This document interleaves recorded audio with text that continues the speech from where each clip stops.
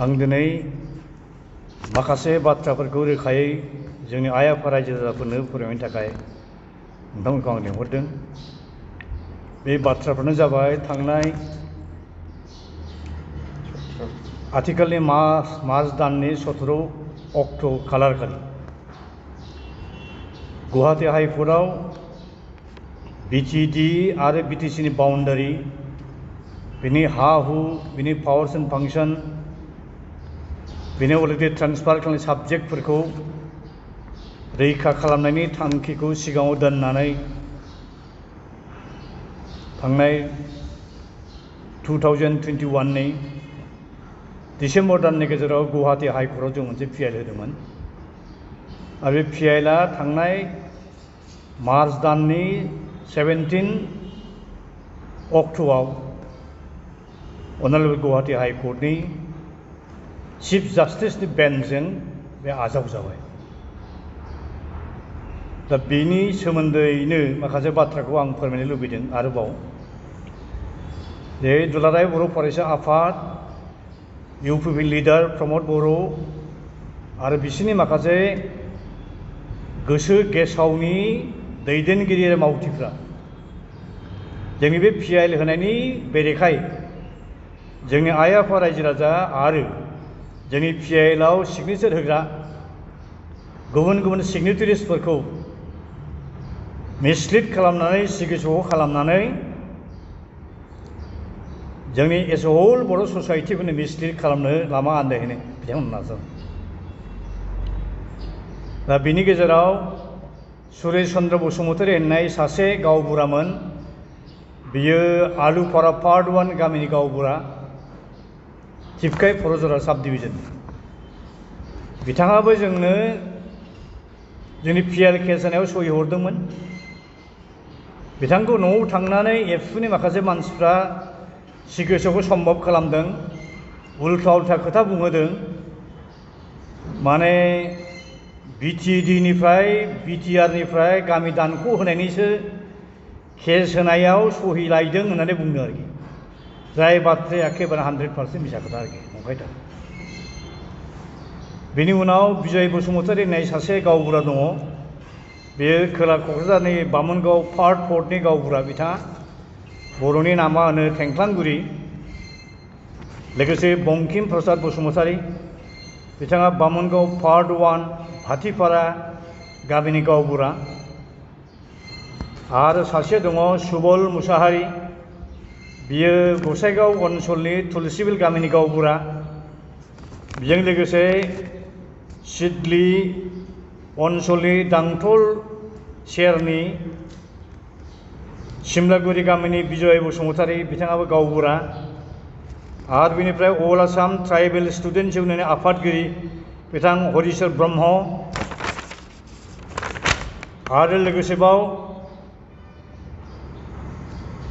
फकिरगामनि जिङाव थानाय कारिदा सानला पार्ट 1 नि सासे गावबुरा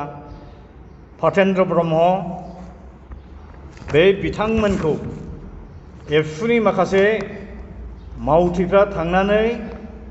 टेलिफनजोंबो सिगिहरदों आरो जायगायावबो थांनानै सिगिजग' खालामनानै इउटुब चेनेलनि मानसि लांनानै गासिबो उल्था उल्था गाज्रि गाज्रि खोथा, मिसलिडिं खोथा इन्टारभिउ लादों। बेखौ जोङो गोख्रों रावजों निन्दा होयो, स्ट्रंलि कन्डेम होयो। जोंनि पिआइएल होनायनि जुक्तियाव जुदि जों देरहायोब्ला जों देरहागोन, जोंनि जुक्तियाव जों जेनब्ला जों जेनगोन। दा बे पिआइएल केस होनायखौ लानानै गावजों गावनि गेजेराव दाङाबाजि जानांगौनि मा खालामो? जोंनि मुसुखाखौथ' सावजोब्बायानो। सोरनिबा मुसुखा सावनानै बर' जाथि माबा लाब जायोब्ला, बड'लेण्ड रायजोखौ मोनोब्ला, बड'लेण्ड ओनसोलाव आलो गोजोन थासारि सोमजियोब्ला सावबाय था 100 टाइम, लाख टाइम, माबा बेनिफ्राय जागोन। जोंहा नांलायनो गोसो गैया, खमलायनो गोसो गैया। दुंहाव थासारि बारहावा जों सोमजिनो गोसो गैया। बेखायनो आङो प्रमद बर' बिथां, दिपेन बर' बिथांमोनखौ आं खावलायनो लुबैदों, बिसोर जुदि गोसोनि बोलो दंबा, हिम्मत दंब्ला डिबेट नांनो फैथों आरो जोंनि आइ आफा रायजो राजाफोरखौ बिसोरो असे बाथ्राखौ बुंनानै होदों। आरो दिनै बे समनि गेजेराव आङो दुखुथिया सनितपुर जिल्ला बिश्वनाथ जिल्ला आरो आनडिभाइडेड लखिमपुर जिल्लानि दुखुथिया बर' फिसाफोरनिसिम आं मोनसे खावलायनो लुबैदों बिथांमोनखौ मिसलिड ट्राइ खालामदों नाजादों बिसोर जोंलायनो बिटिआर एबा बड'लेण्डआव सानजाहा सनितपुर जिल्लानि बिश्वनाथ जिल्लानि आरो आनडिभाइडेड लखिमपुर जिल्लानि बर' गामिफोरखौ सोनाङा हाबनो मोननाङा होननानैसो केस होदों होननानै उल्था उल्था फोसावगासिनो दं जाय बाथ्रा 100% नंखाय फल्स प्रपागेन्डा थांनाय 2021 मायथाइनि 25 जानुवारियाव जोङो बै समनि बाउन्डारि कमिसननि चेयारमेन बिथाङा रुंसारि जालांबाय पि भार्मा बिथांखौ लोगो हमनानै जोङो बड'लेण्ड ओनसोलनि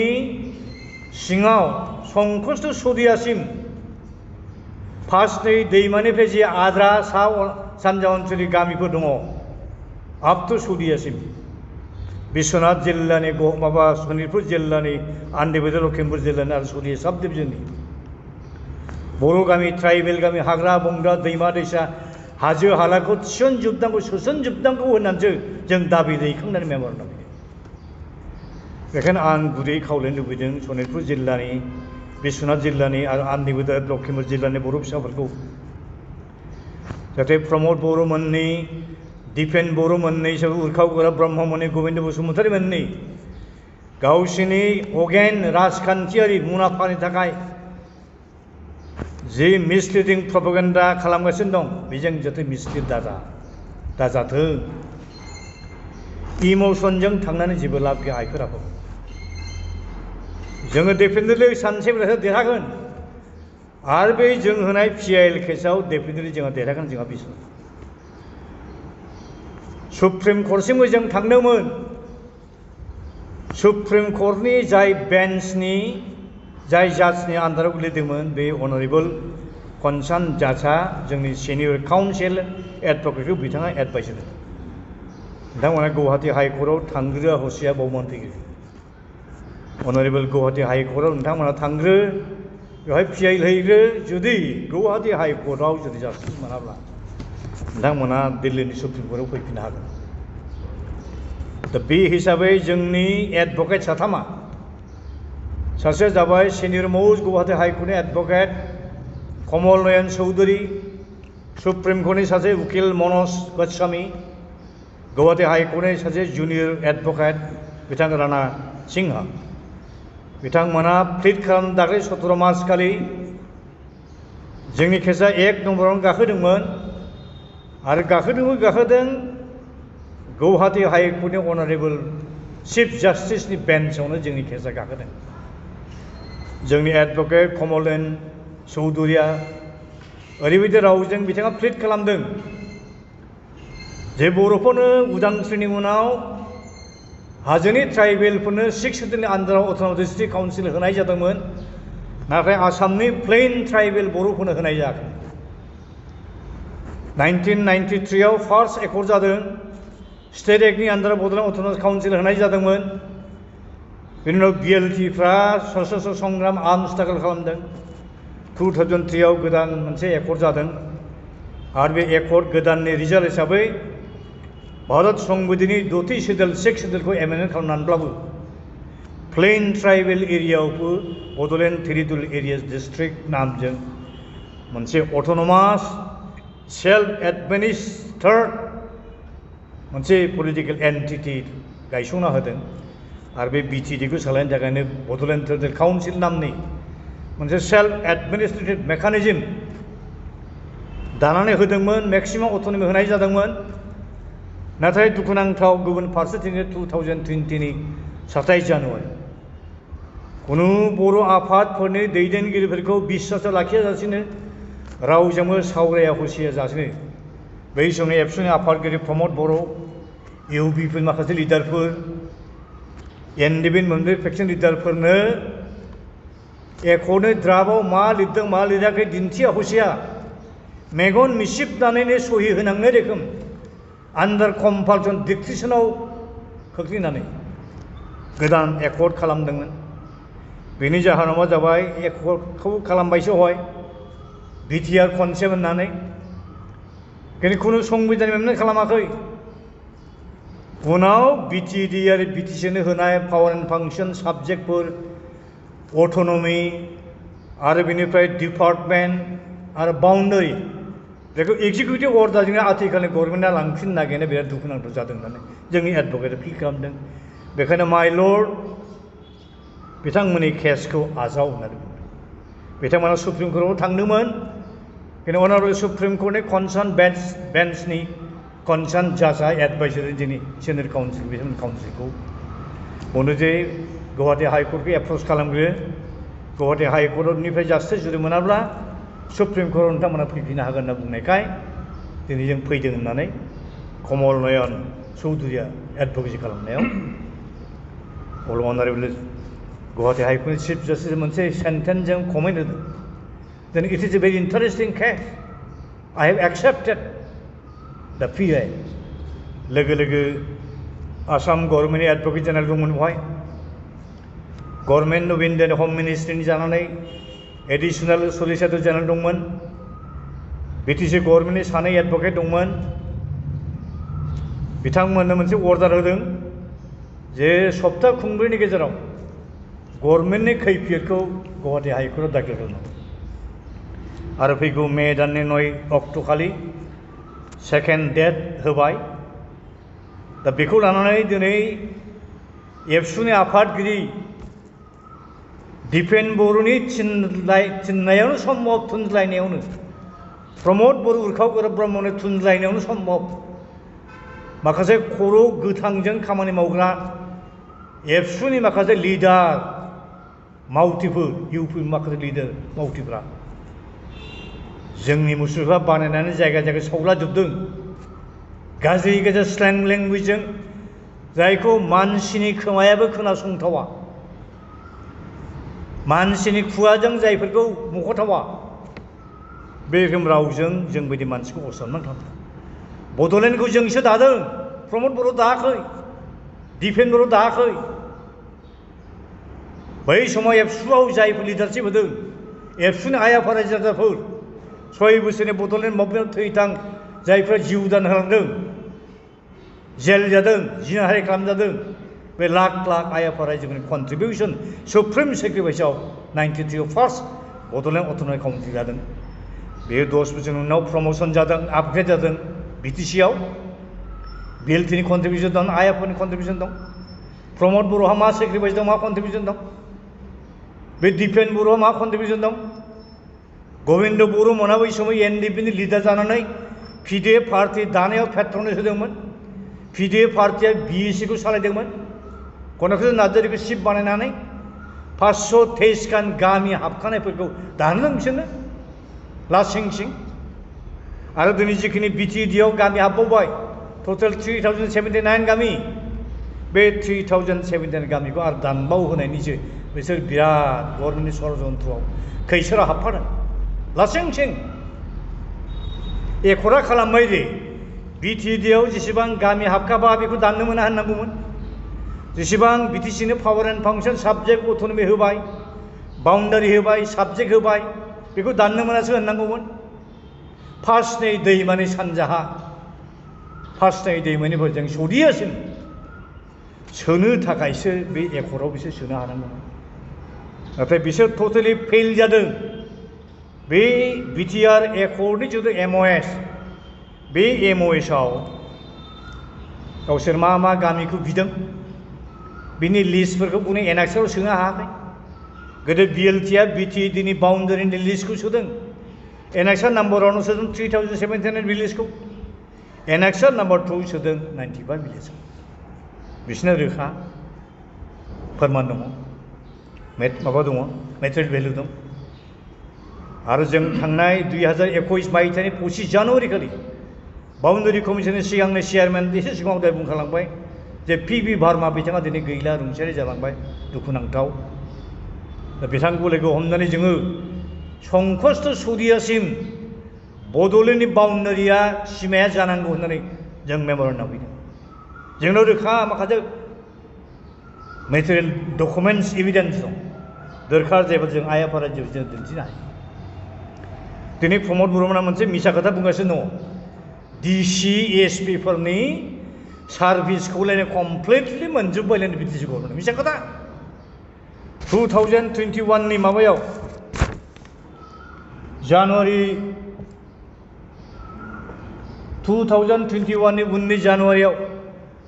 गभर्नरा पार्शियेल डिसि साब्रैनि सार्भिसफोरखौ पार्शियेलसो एसेल' सैसेल'सो जख'नि बिसोरनि सार्भिसखौ बिटिसिआव प्लेस खालामदों नों पार्शियेलसो जेराव प्लेस खालामदों अब्ला बेबायदि सिटुएसनाव प्रमद बर'नि बिटिसि गभर्नमेन्टआ बहा सोरबा डिसि एसपिनि सायाव एसिआर बहा लिरनो हानांगौ एनुवेल कन्ट्रिबिउटरि रिपर्ट बहा लिरनो हाया बिसोरो हानांगौमोनब्ला होननांगौमोन जे कमप्लिटलि एबसलिउटलि डिसि फोरनि सार्भिसखौ बिटिसि गभर्नमेन्टनि आन्डाराव प्लेसमेन्ट होनाय जाबाय होननांगौमोन आरो अर्डार मोनसे ओंखारबावनांगौमोन बे डिसि साब्रैनि एनुवेल जिथु कन्फिडेन्सियेल रिपर्ट एसिआर बेखौ लिरनायनिबो अथरिटि राइट होनाय जाबाय बेबायदि मोनसे अर्डार थानांगौमोन बिदिथ' गैया मिसा खोथा नङै बाङै बाथ्राखौ बुंलाबायनानै बुंदों जे जोंनिया बिटिसिआ बिदि पावारफुल जाबाय it is almost A separate state होननो नागिरदों दा दिनै जुदि 1000 बा 1200 खानसो जुदि गामि दानजायोब्ला बे आथिखालनि बिटिडिनिफ्राय मा 600 थाबावगोन बियो नर्थ इस्टार्न रिजनाव गासै 10टा अट'नमास डिस्ट्रिक्ट काउन्सिल दं आइ आफा रायजोआव दिनै रावनिबो अट'नमास डिस्ट्रिक्ट काउन्सिलनि बाउन्डारिखौ दानाखै रावनिबो पावार एन्ड फांसन डिग्रिखौ दानाखै साबजेक्टखौ दानाखै बेनि उल्थायैसो जों नुबोदों जे माखासे स्टेटआव थानाय अट'नमास डिस्ट्रिक्ट काउन्सिलफोरनो मर एमाउन्टनि अट'नमि डिग्रिसो होसिनदों साबजेक्टसो बारायदेरबावदों जेरै एग्जाम्पल हिसाबै जों बुंनो हायो 2021 आव कार्बि मोनसे मिलिटेन्ट ग्रुपजों गोदान एकर्ड जादों बे गोदान एकर्ड मथे बिसिनि अट'नमास डिस्ट्रिक्ट काउन्सिल रिजार्भेसन खुनु माबा गैयामोन स्कप गैयामोन प्रभिजन गैयामोन ट्राइबेलफोरनो रिजार्भेसन प्रभिजनसो सोना होदों माखासे गोबां गोदान एडमिसन साबजेक्टसो सोबावदों खमायाखै बांदोंसो बरन्स जोंनियासो खमायनो थांगासिनो दं दा जोङो बिसोरनो बोसोरनै टाइम होदोंमोन बे बोसोरनै समनि गेजेराव जों नुबाय जोंजोंबो रावजोंबो रायज्लायनोसो गोसो गैया बेखायनो राहा मोनथारै जोङो जे पिआइएल होनायनि गेजेरजों बिटिडिनि हाबखानाय बाउन्डारिफोर गामिफोरखौ हाफोरखौ बासायनो थाखाय मोनखानाय जितु अट'नमि पावार एन्ड फांसन मोनखानाय जे लाइन डिपार्टमेन्ट बेफोरखौ बासायनो थाखायसो जोङो गुवाहाटि हाइकर्टनि मदद लानो जों पिआइएल केस होनो गोनां जादों आइफोर आफाखौ जोंनि जुक्तियाव जुदि जों गेजेन जायोब्ला हाइकर्टआ जोंखौ फेजेनगोन जुक्तियाव जुदि जों देरहायोब्ला बा जों देरहासार जागोन बेखौ लानानै गावजों गाव नांलायनाय मा जानांगौ मा जागोन बेखायनो पार्टिकुलार आं दिनै बे माने रोखायै फिन बुंफिनबावनाय प्रेस ब्रिफिं होनाय समनि गेजेराव आङो पार्टिकुलारलि दुखुथिया सनितपुर जिल्लानि बर' बिदा फंबायफोर दुखुआव गोग्लैनाय बिश्वनाथ जिल्लानि बर' बिदा फंबायफोर आन्दिबोदे लखिमपुर जिल्लानि बर' बिदा फंबायफोर सौदिया साब डिभिजनाव थानाय बर' बिदा फंबाय ट्राइबेल बिदा फंबाय देउरि सिरि दं बिथांमोनखौ आं खावलायनो लुबैदों जे नोंथांमोननि ओनसोल गामिफ्रा बड'लेण्डआव हाबनायाव जोंहा खुनु आपत्ति गैया बरन्स जोङो थैथां जुजिगासिनो दं दिनै प्रमद बर'मोना बुंगासिनो दं जे सनितपुर जिल्ला बिश्वनाथ जिल्लानि बर' गामिखौ सोनो हागोनलाय नङा बहा हागोन सोनो बोसोरनैयाव बिसोर बाउन्डारि कमिसननि चेयारमेनखौ मानो नांनो हायाखै एसे हल कमिसनखौ मानो नांनो हायाखै बिसोरा सिगांनि चेयारमेना थैगुलायलांबायसो जेब्ला जोङो सिगांनि चेयारमेनखौ लोगो हमनानै बुंदोंमोन जे दाननायनि थाखायल' मानो खोलाहा फैदों सोनाबहा मानो फैदों सानजाहा मानो दावबायहैयाखै अब्ला बिथाङा खुला खुलि रावै बुंदों जोंहा सानजाहा थांनायनि खुनु माबा गैया खामानि गैया जोंखौ अथराइज खालामाखै जोंनो गोहो पावार होआखै होनदों जोंहा चन्दन ब्रह्म जानाय केबिनेट मन्थ्रि दंमोन केबिनेट मिटिङाव गले गले बे बुंदोंमोन नारसिनदोंमोन 제 산자하 비시방 신하에 당그르 산자하 신하의 ବ୍ୟବস্থা खालाम अब्ला कुनु केबिनेट मन्थ्रिया सानजाहा थांहोनायनि डिसिसन होआखै ओमफ्राय मोनसे बाथ्राखौ रोखा जोंनि आइ आफा रायजोफ्रा मिथिखाबाय 2020 मायथाइनि 27 जानुवारिनि साननैनि सिगां गुवाहाटीआव बै समनि आसाम गभर्नमेन्टनि फाइनेन्स मिनिस्टार आथिखालनि chief minister doctor Himanta Biswa शर्माया सांबादिक मेल लेंनानै रोखा फंसे बाथ्राखौ बुंखादों जे दा बावैनो साननैसोनि उनावनो बर'फोरजों गोदान मोनसे मोजां गोरोबथा जानो थांगासिनो दं आरो बे गोदान गोरोबथाजों नाथाय बड'लेण्ड रायजोबो जानाय नङा इउनियन टेरिटरिबो जाया आरो लोगोसे बुंबावदों मा जे অনাবর ভাইককাই সকলে ভয় কৰিব নালাগে নতুনকৈ হ'বলৈ যে নতুন চুক্তি হ'বলৈ গৈ আছে দুদিন তিনিদিনৰ পিছত অবিভক্ত শোণিতপুৰ জিলা এখনো গাঁও অন্তৰ্ভুক্ত নহয় गोदोनि बोखावजाय शोणितपुर जिल्लानि गामि दरसेबो गामि गोदान बे गोदान चुक्ति गोरोबथायाव हाबनाय नङा होनखादों बिनि उनाव 27 तारिख सानैनो एकर्ड जाबाय दिल्लीयाव चुक्तियाव सहि लाखांग्रोमोनानो प्रेस मिडियानि मानसिनि सिगाङाव बुंबावबाय दिनै गोदान बर' चुक्ति जाबाय बर'फोरजों बे चुक्तिनि गेजेरजों गोरोबथानि गेजेरजों सेपारेट स्टेटबो जायाखिसै इउनियन टेरिटरिबो जायाखिसै आरो अबिभक्त शोणितपुर जिल्लानि मोनसेबो गामिया बेयाव हाबा अना बर'फ्रा गिनांगौ गैया बरन्स फुर्तियाव बम गाव पिकनिक जा खुसियाव रंजा बेबायदि होननानैसो बे बुंथिदों आरो बिनि उनाव बिटिसिनि इलेक्सन फैबाय एसेम्बलि इलेक्सन जाबाय बे एखे कलगाउन बे रेकर्डखौनो दामबाय थाबायना दाबो बुंगासिनो दङ बियो कुनु दिन गोदान गामि सानजाहा हाबनाय खोथा गैया दा बेफोर गोथां गासै एभिडेन्स बियो लिभिं एभिडेन्स दिनै हिम्मत दंब्ला मानो लांनो हायाखै बाउन्डारि कमिसननि चेयारमेनखौ बा एसे हल कमिसनखौ आरो बिराद दुखुनांथाव मा रोखोम थगायजाबोदों बे बाउन्डारि कमिसन दानायावबो एनडिपिनि मोनब्रै फेक्सननिफ्रायबो सिगनेचार दंमोन बेवहाय मोनसे फेक्सननिफ्राय साफा साफा लाबाबोथ' साब्रै मेम्बार हाबनो मोनबावोमोन इउबिपिनो सासे थायोब्ला सासे मोनबावबायमोन साबा जाहैबायमोन एफसिबो सासे सयजन जाहैबायमोन नाथाय सोरबा नङै बाङै दालिमबाई नामनि मानसि माबा रेड क्रस ससाइटिनि मानसिनो बेखौ सोना होबाय बे सोर बियो बे माने स्टेक हल्डार बियो बे गोदाननिखौनो स्टेक हल्डार नङा बियो बय बर' आफादखौ बे रिप्रेजेन्ट खालामो दा बे बाउन्डारि कमिसन दानायावनो कमिटि दानायावनो एखे थगायजाखाबाय प्रमद बर'आ गाज्रि मोननो थाखायल' बे रेकर्डखौ मोसौ लखराबो बुंगोन बोरमा बुंग्रा बुंगोन दाहोना रथे बुंगोन किन्तु दुखुनांथाव बाथ्रा बिसोर जे अत्थ' जे पलिटिकेल बे जे माबा आरोखि कनस्पिरेसि बेखौ जोंनि सादा सिदा आइ आफा रायजोआ अत्थ' गोरलै हमनो हामोसो गोब्राब आरो माखासे लेखा गोरों डिग्रि गोनांफोर सेल्फिस माखासे बर' फिसाफ्राबो प्रमद बर'आ जिखौ मावदों बे थिगखौ मावदों होननानै मददसो होनानै बाथ्रा बुंलाबायनायखौ जों नुगासिनो दं आङो दाख्लैबो खावलायदों 23 तारिखआवबो अलरेडि आं क'क्राझार प्रेस क्लाबाव मोनसे प्रेस मिट आं खुंखांबाय बहाय आं बुंदों नांलाय खमलायनि गेजेरजों खुनु मोनसे जातिनि इस्यु बा जेंनाया सलुसन जाया सोदां जाया जोंनि लास्ट टाइम जुदि बानायनानै सावब्ला जुदि लाब जेबे जातिया बदलनाय जायोब्ला नो प्रब्लेम एट अल आफसोस गैया लाब जागोन माबा नोंथाङा लुबैदों जे प्रमद बर'मोननि जिथु डेन्जारास डेट्रिमेन्टेल पलिटिकेल कनस्पिरेसि डिफेन्ड बर'मोननि जिथु डेन्जारास पलिटिकेल कनस्पिरेसि बे कनस्पिरेसि बे जेनिफ्राय ओंखारनानै फै एबसुनि बर' बिदा फंबायफोर सोरबा नेता दंबा लिडार दङ अफिस बेराव दंब्ला इउनिट लेभेल आनसलिक लेभेल डिस्ट्रिक्ट लेभेल सेन्ट्रेल लेभेलनि लिडारफोर दंब्ला सान इन्ट्रस्पेक्सन खालाम गेजेराव मा गोरोन्थि जाखो बबेया राइट बबेया रं you introspect please introspect into what kind of blunders or mistake have already committed by Pramod Boro and his company sudah एबसुनि फिलसफि एबसुनि इमेज एबसुनि आदर्शखौ गोथाङै लाखि एबसुखौ दाफोथाय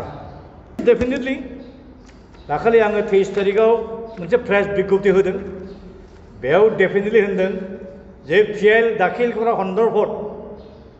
उल्लेखनीय मुख्यतम বিষয়বস্তু হল তৃতীয় বড় চুক্তির দফা নং 3.1 Roman 2 subclause 3.1 Roman 3 subclause 3.2 subclause 3.3 subclause 3.4 clause nung 4.4 clause nung 7.2 and clause nung 8.1 बे स्पेसिफिक मेटारफोरनि सायावल' जों केस होदों दा मा होनदों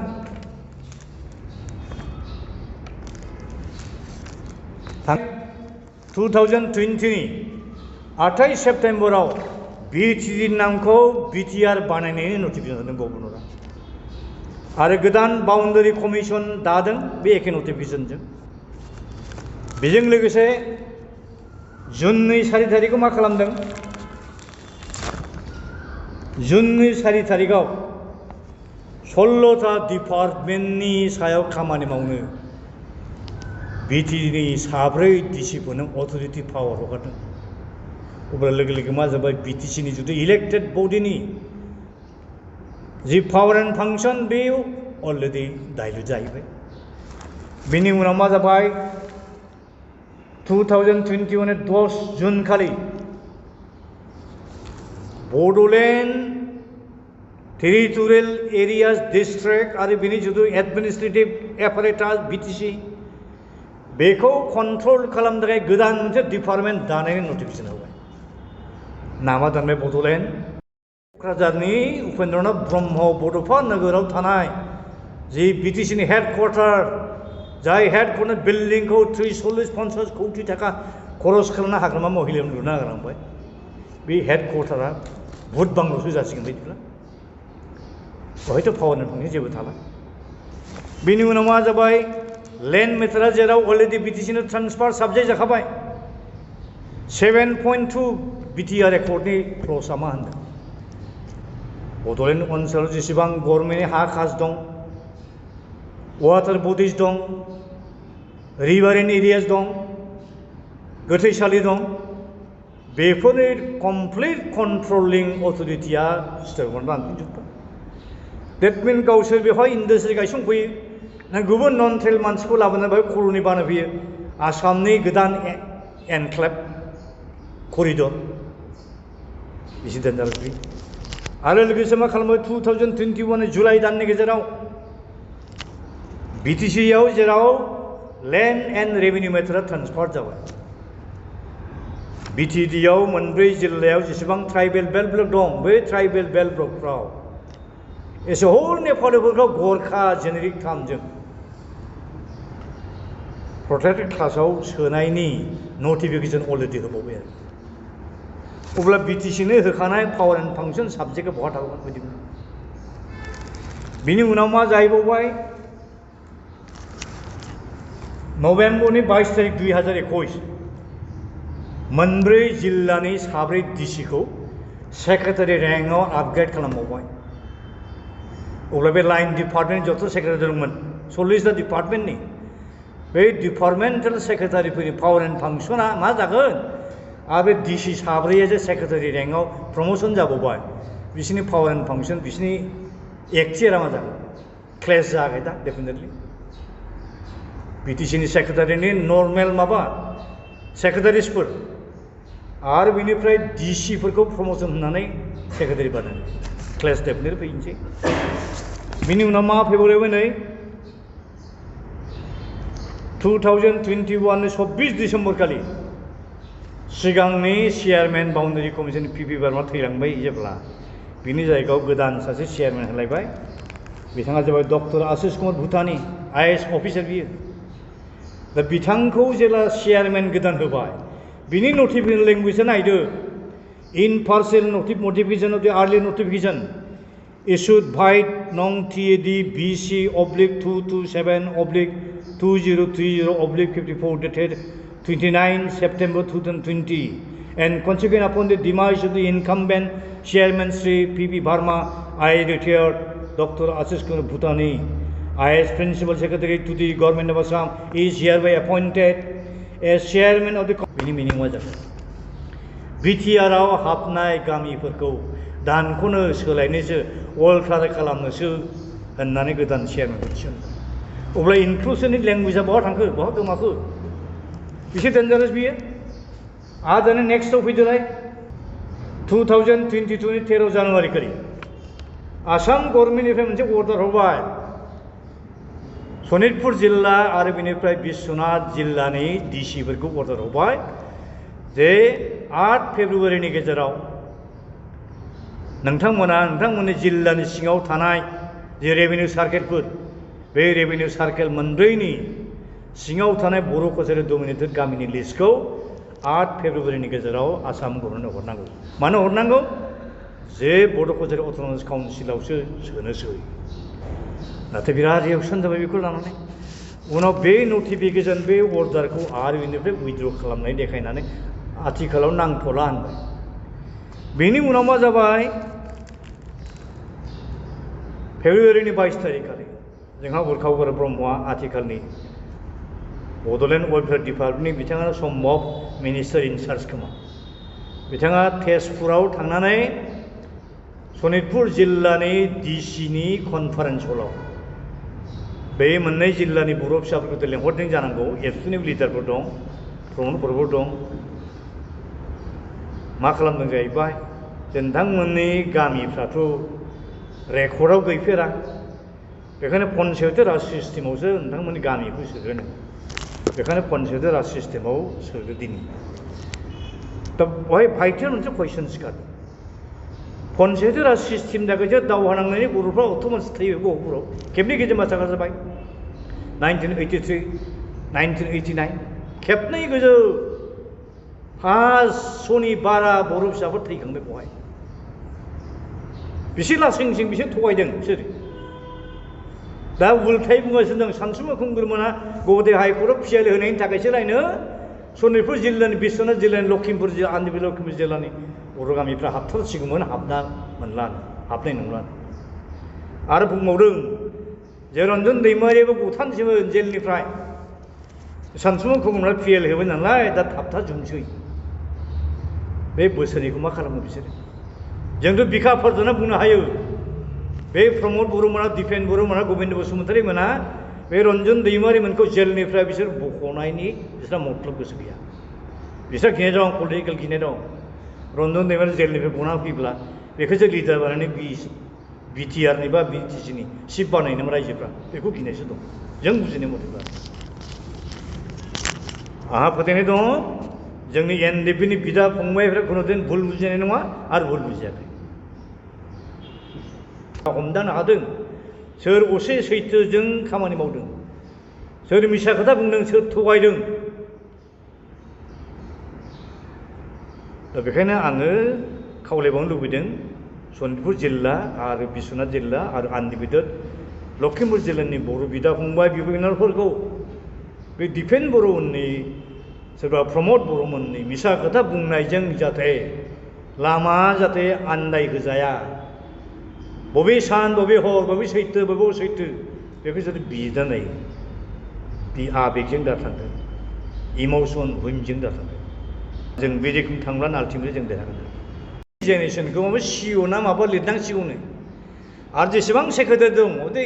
एडिसनेल सिअ बा एसिस्टेन्ट सिअ डिपुटि सिअ बे रोखोम जालांजोबसै सिअआ बहा थायो आइफोर आफाफोर सिअआ थायो जेनेरेलि प्राइभेट कम्पानिफ्राव सिअआ थायो नर्मेल डिस्ट्रिक्टफ्राव जेराव जिल्ला परिषद थायो आरो बे सिअआ माने एसिएस पासफोरखौनो होलाङो एडिसनेल डिसिनि रेंक गाहाय रेंकनि बुङो गोदो बुङोमोन इएसए एक्सट्रा कमिसनार दा एडिसनेल कमिसनार होनना बुङो दा बेबायदि मानसिखौसो सिअ होननाय जायो लासिं सिं सासे प्रिन्सिपाल सेक्रेटारि आइएएस पास जानाय मानसिया बेयाव सिअ जानो सोर फैगोन जायनि थाखाय सम्भब सिगांनि जाय प्रिन्सिपाल सेक्रेटारिमोन बे थांबाय बिसोर दा गोदान सासे प्रिन्सिपाल सेक्रेटारि फैदों रायजोफोरनि सिगाङाव आफस'स खालामना बुंनाय खोनादों जों আপোনালোকৰ বিটিচি অনেক ডাঙৰ আছিল কিন্তু সেই বিটিচিটো এতিয়া লাহে ইমান সৰু সথ হ'বলৈ গৈ আছে होननाय खोथा बुंनाय जों खोनादों आरो नंगौना नङा जों मिथिया नंगौबाथ' बिराद दुखुनांथाव बिथांमोनखौ दुखु मोनफैदों असे खोथाफ्रा बे आरो सिलिपसो हरनानै बारान्दायाव नेबाय थानांगौमोन प्रिन्सिपाल सेक्रेटारिखौ आरो बे बिटिआर एकर्डनि डिफेक्टआ बबे मोनसेया गोदो गोदाय बिटिसिनि चिफ डिपुटि चिफ आरो बिटिसि एसेम्ब्लिनि स्पिकारा केबिनेट मिनिस्टार रेंकनि प्रट'कल मोनदोंमोन रेंक एन्ड स्टेटास मोनदोंमोन गुबुन गुबुन इएमफ्रा स्टेट मिनिस्टार रेंकनि प्रट'कल स्टेटास मोनदोंमोन दिनै प्रमद बर' सिएमनोल'सो होदों प्रिन्सिपाल जोंनिया चिफ बड'लेण्ड ओनसोलनि चिफ गभर्नमेन्टनिबो चिफ मा सिएम चिफ एक्जिकिउटिभ मेम्बार बेथ' गाहाय रेंकनि चिफ गुबुन गुबुन जिल्लानि डिस्ट्रिक्ट काउन्सिलावसो सिएम होनना बुङो जोंनाथ' चिफ दा बे मोनखानाय the power and function the rank and status the protocol बेखौ एखे फाहायना लानाय जाबाय हा बोरै नोंखौ सागोन बायदिबा प्रिन्सिपाल सेक्रेटारिया forget about principal secretary even बबेबा लाइन डिपार्टमेन्टनि deputy secretary assistant secretary under secretary सालायनांगौ जानो हागौ ना नोंहा प्रट'कलानो गैयाब्ला दा सिंनि डिफेक्टफ्रा बेफोरनोब्रा दा बेफोरखौ बुंब्लासो लाजियो 2020नि 27 जानुवारिनि एकर्ड जानायनि हरसे सिगां क'क्राझारनि डिसिखौ मोनाव लोगो हमनानै आङो प्राइम मिनिस्टार हम मिनिस्टारनो एडभान्स मोनसे मेम'रेन्डाम हरदों गाबोन जि गोदान एकर्ड जानो थांगासिनो दं बड'लेण्ड सेपारेट स्टेटनि गाहायाव बेखौ खुनु पद्ये बड' सिभिल ससाइटिया बर' जुथा मानिनाय खोथा गैया बेखायनो immediately fresh political dialogue start खालामनांगौ होननानै जों मेम'रेन्डाम रिमाइन्डार हरगासिनो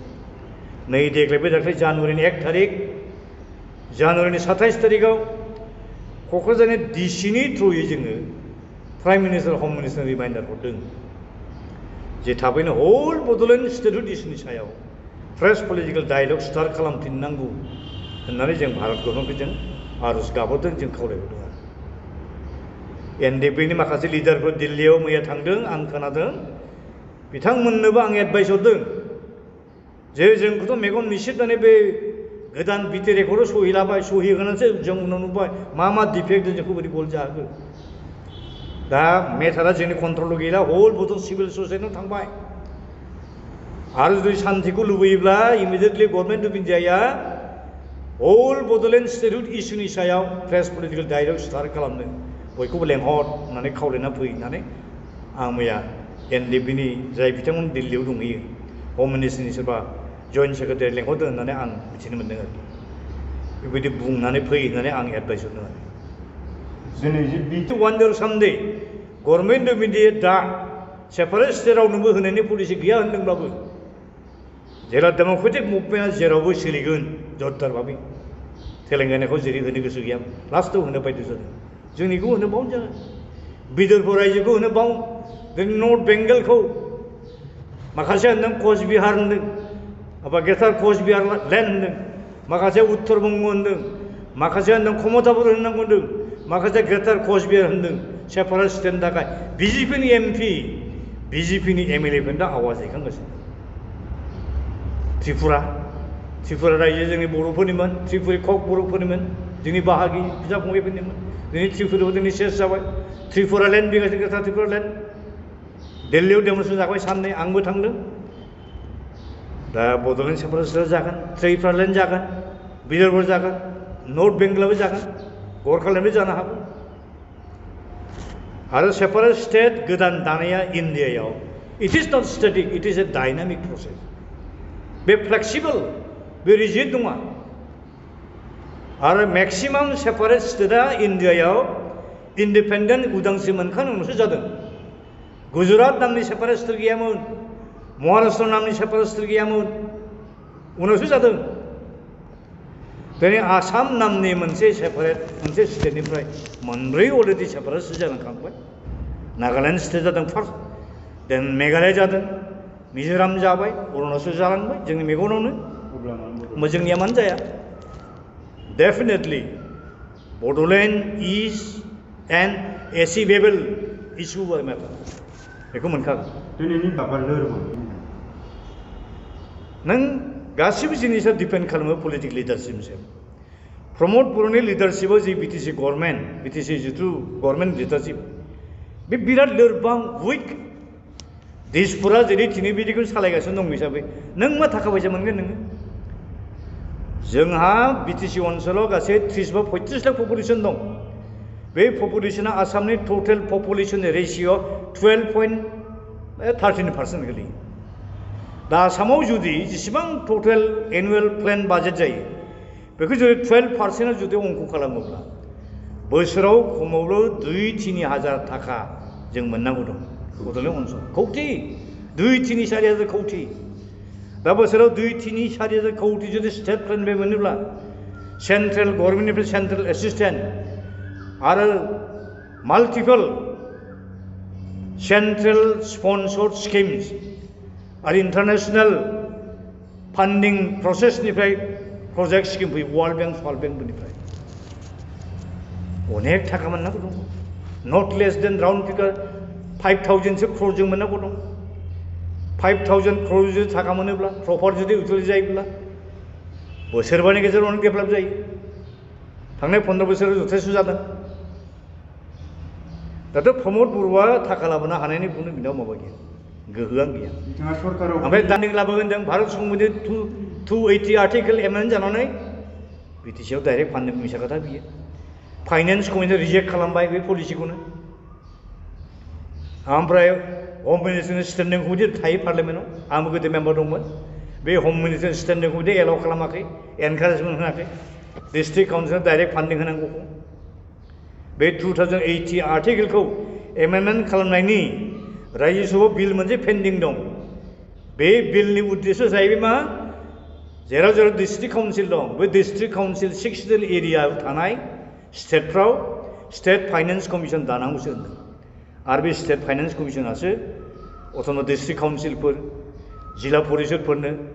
मिउनिसिपेलिटिफोरनो थाखा हरनायनि मेकानिजम बानायनांगौ होननायसो बाथ्रा सोंनाय दङ